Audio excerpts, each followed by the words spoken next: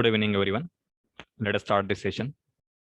So in this session, we will discuss about the kinematics of rigid bodies. So what is kinematics of rigid body? So basically, this is a part of kinematics only. So kinematics of rigid body means it is the motion analysis by considering the actual dimension of the given object. Okay. So if you compare the kinematics of particle, then in kinematics of particle, we do not consider the dimension of the given object. Okay. That means we perform the motion analysis by considering the given object as a particle only. So for the kinematics of particle,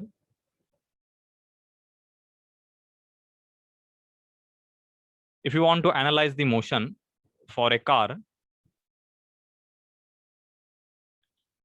suppose it is moving with some initial velocity, and if time is given and acceleration is given, and if the question is find out the velocity after this time.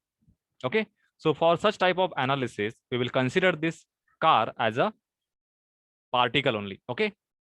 So we are not interested in the size of this object. So such type of analysis, this is called as kinematics of particle. So what is meaning of kinematics of rigid body? So we have to consider the actual dimension of the given object. Okay. That means the velocity of the object will depend on its size. That means length of the object and the point of pivot. Okay. So we will discuss when we solve the problem on the rigid bodies. So what kind of mechanisms that we are going to analyze in the kinematics of rigid body? So we have the mechanism which is called as slider crank mechanism. Okay. So this slider crank mechanism, this is used in the internal combustion engines. So it is used in petrol engine and in the diesel engine. Okay. So for this mechanism, we will try to find out the velocity for a piston or for the crank. So in this slider crank mechanism, we will calculate the velocity of the crank and the velocity of the piston. Okay. So what is meaning of slider crank mechanism? So here you can observe this is the slider crank mechanism. Okay. So here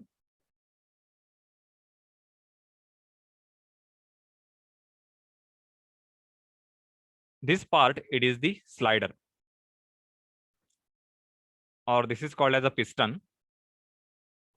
So the slider, it can reciprocate in this direction.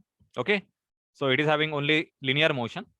So this linear motion, it is converted into rotary motion by using this crank.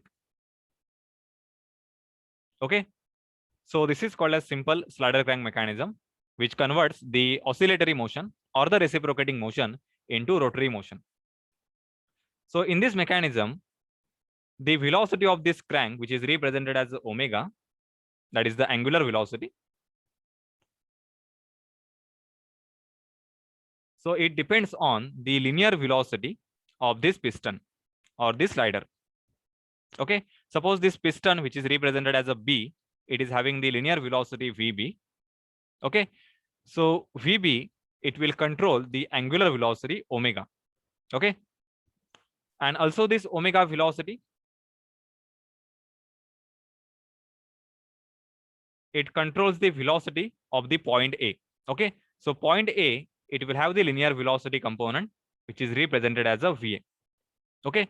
So VA component, it depends on the radius of this crank. So it depends on this distance AO, that is nothing but the radius. So how these velocities VB, VA and this angular velocity omega, they are interlinked to each other. We will study with the help of the equation. So now we will see the practical application for the slider crank mechanism and its working. So practical application is it is used in the IC engine.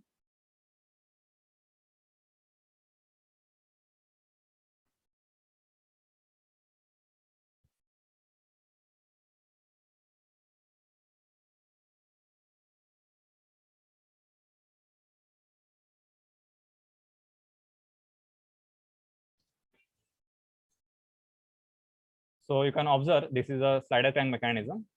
So in this mechanism, this red part, so basically this is a pulley, and this small part, this is a crank. So this crank is connected to the reciprocating piston, which is nothing but a slider. So you can observe here, this yellow portion, this is a slider, and this slider and this crank, they are connected by the connecting rod. Okay, so you can observe here the working of the slider crank mechanism. Versa. This mechanism is composed of 3 important parts. The crank, which is a rotating disc. The slider, which slides on a fixed plane. And the connecting rod, which joins the crank and the slider. This mechanism is a kinematic inversion of a 4-bar chain, with 1 sliding pair and 3 turning pairs. The total distance covered by the slider between its 2 extreme positions is called the path length.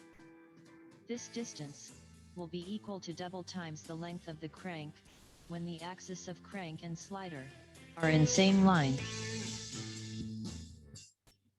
Some common applications of slider crank mechanism are reciprocating engines, hand pump, Whitworth quick return mechanism, rotary engine, slotted crank mechanism, oscillatory engine, bull engine, reciprocating compressor.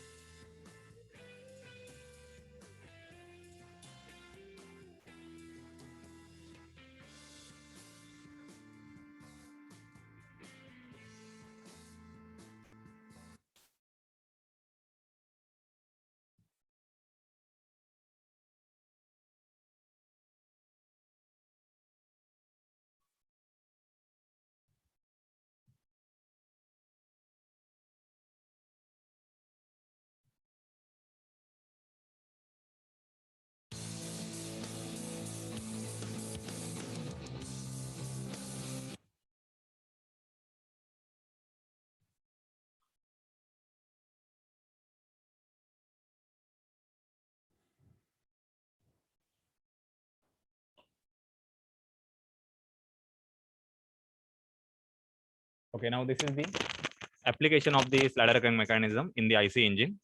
So the petrol engine that is used in the bikes or in the 4-wheelers, it works on the slider crank mechanism. Okay. So the reciprocating part in that engine is called as a piston.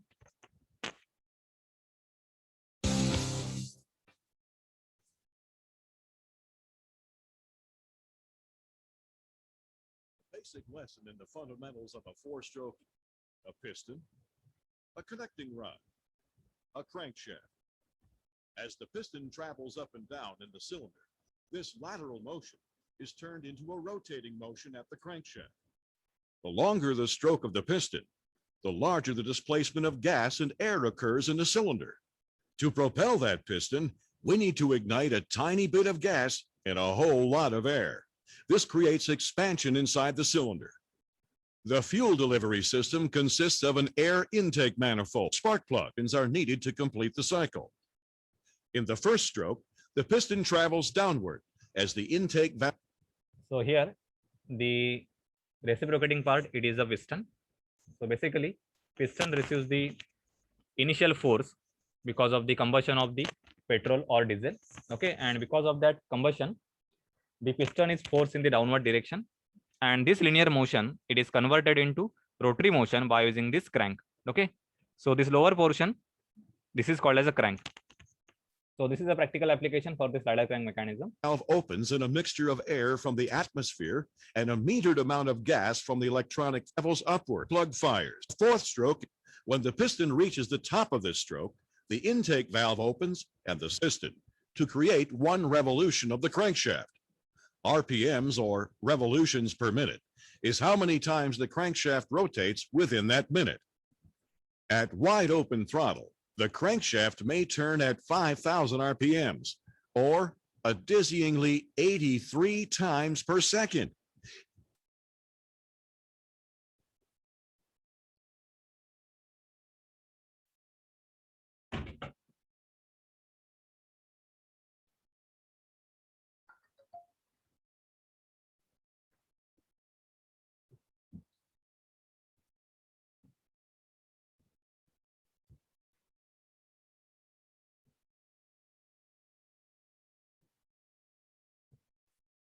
So in the type of motion, we have 3 types of motion. The first one, it is the pure translation. Then second, we have the pure rotation.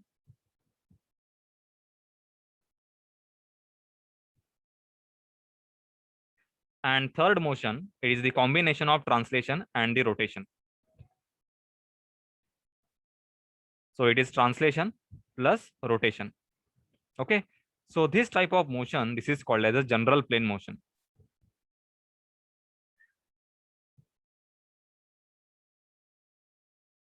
Okay.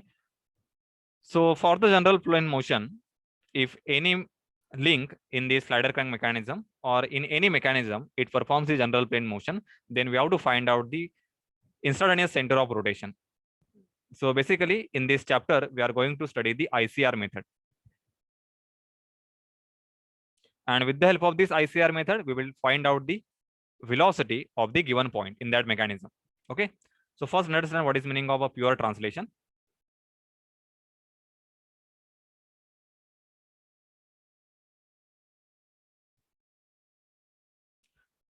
So pure translation means when any object moves from one point to the other point following a straight path. Okay. So this is called as a pure translation. So suppose we have one link. So here link is AB. Okay.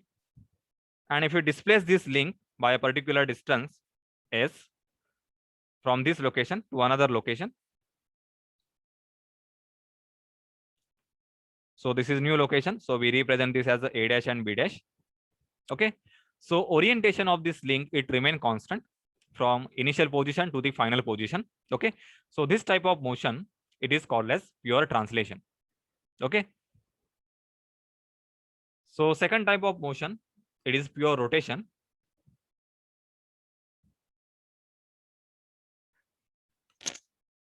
So for the pure rotation,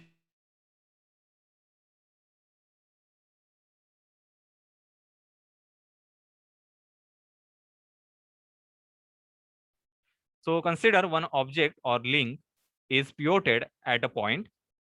Suppose we have the link AB, okay, and we connect this link AB by using one hinge joint.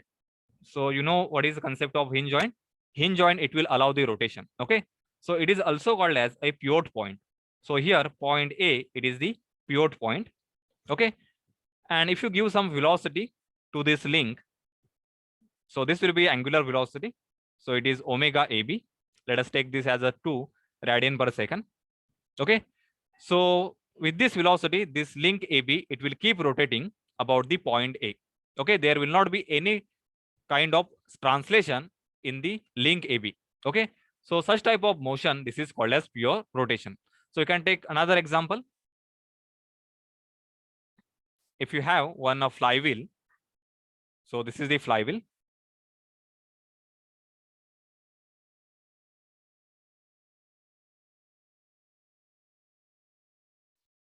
And suppose this flywheel is connected at the center point. And if you provide some initial velocity, let us take this 2 rad per second. Okay. So this flywheel, it will keep rotating about the point O, that is a point of pivot. Okay. But we cannot move this flywheel in this direction or in the vertical direction. So such type of motion, this is called as pure rotation. Okay. And the third type of motion that we will study in the kinematics of rigid body, it is the translation plus rotation. So this is called as a general plane motion.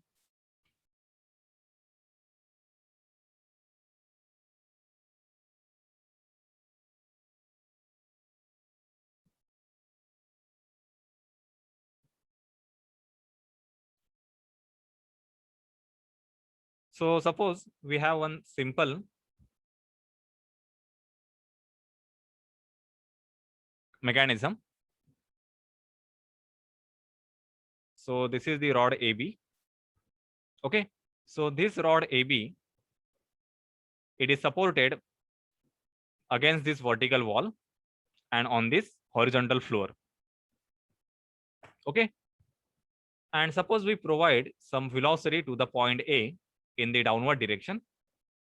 So let us take this as a VA. Okay.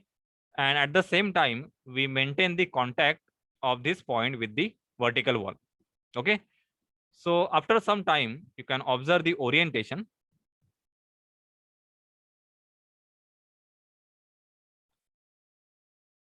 So suppose we have the initial angle. Let us take this theta as a 60 degree. Okay. And at the same time, we provide some velocity VA. So when we provide the velocity VA to the point A, point B will automatically receive some velocity. Okay. And it will start the motion in this direction. So it will have the velocity VB. Okay. So let us take this time. It is just a beginning. So let's take this t is equal to 0.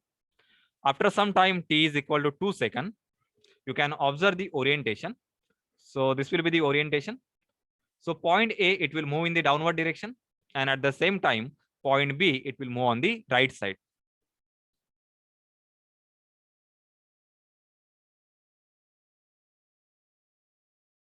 So this is the orientation after time t is equal to 2 seconds.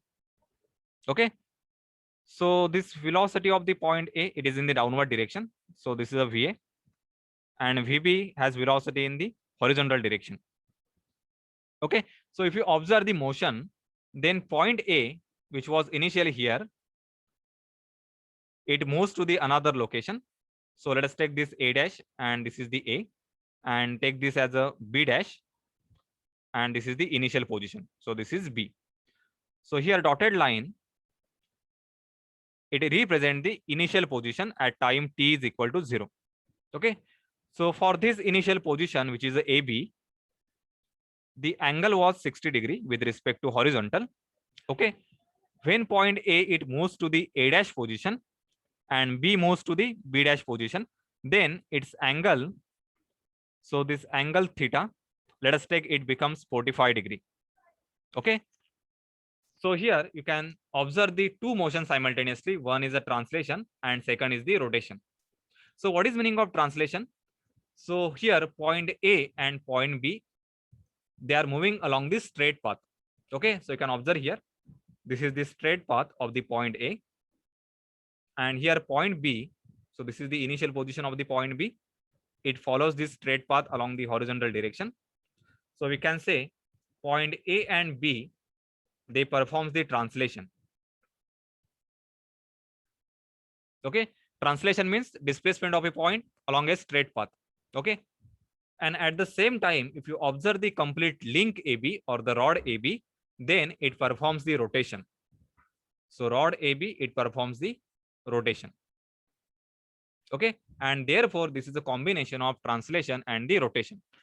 And this combination motion, this is called as a general plane motion.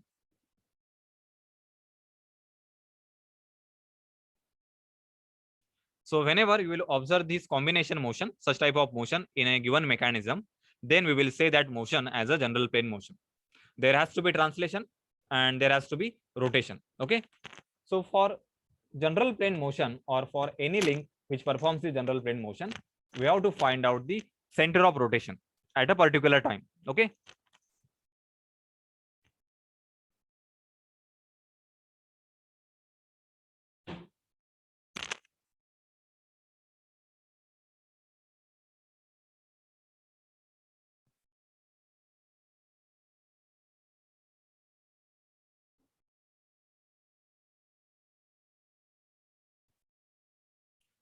So the center of rotation for a general plane motion, this is called as a instantaneous center of rotation.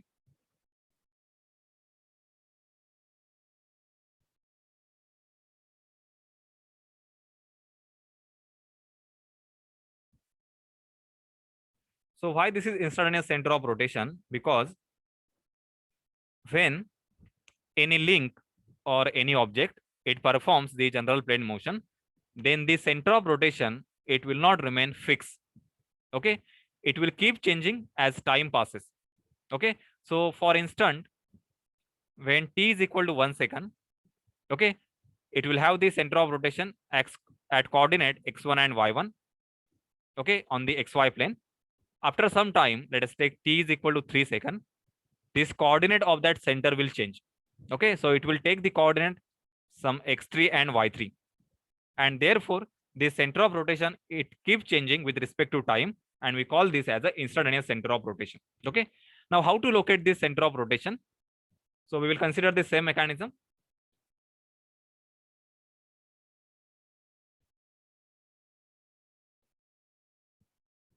So we have the link AB or rod AB. It is supported against the wall and on the horizontal floor.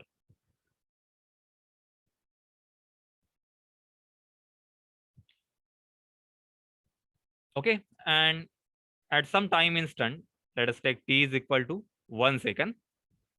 The velocity of the point A, it is in the downward direction. So this is equal to VA. So this is linear velocity or the translation velocity. So for example, this VA, this is equal to 1 meter per second. At the same time, point B is also moving. So this velocity is VB. Okay, and this point, it has a velocity. Let us take this as a 2 meter per second. Okay, this is just an example. And at this time instant, t is equal to 1 second, we want to find out the center of rotation for this complete rod AB, because this rod AB, it performs both the motion, it performs translation, and at the same time it performs the rotation. Okay, so this motion, this is called as a general plane motion, or sometimes it is represented as a short form, which is called as GP motion. Okay, so to locate the instantaneous center of rotation, which is called as a ICR, okay, this is short form for the instantaneous center of rotation. So to locate this, draw the perpendicular to the velocity VA. So draw this perpendicular like this. Okay, so this is perpendicular to the velocity VA. At the same time, draw the perpendicular to the velocity VB.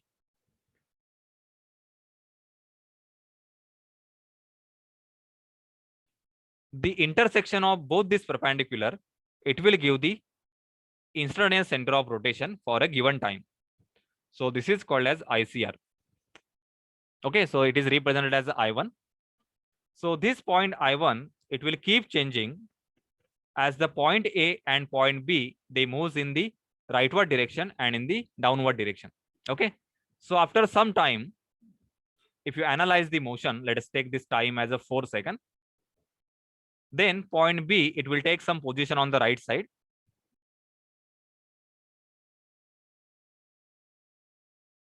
Suppose this is the position after 4 seconds.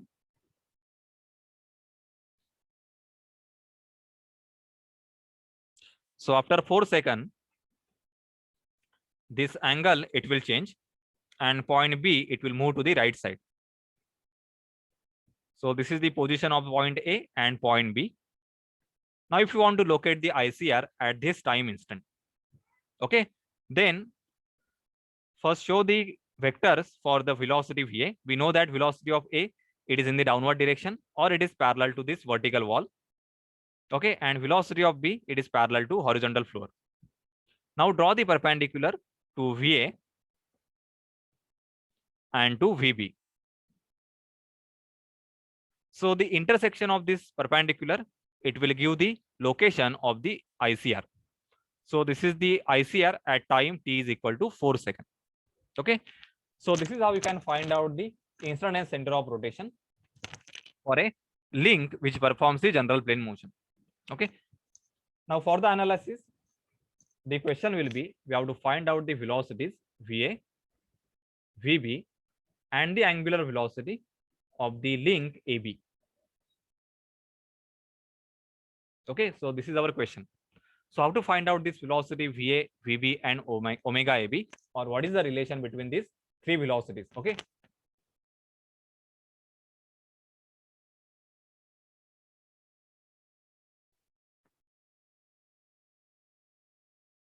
So this relation we can write with the help of the ICR diagram.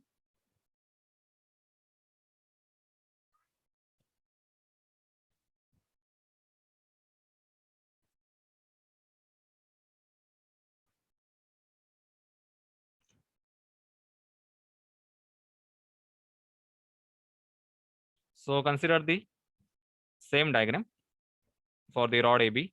We have the velocity VA in the downward direction and velocity VB in the rightward direction. Okay.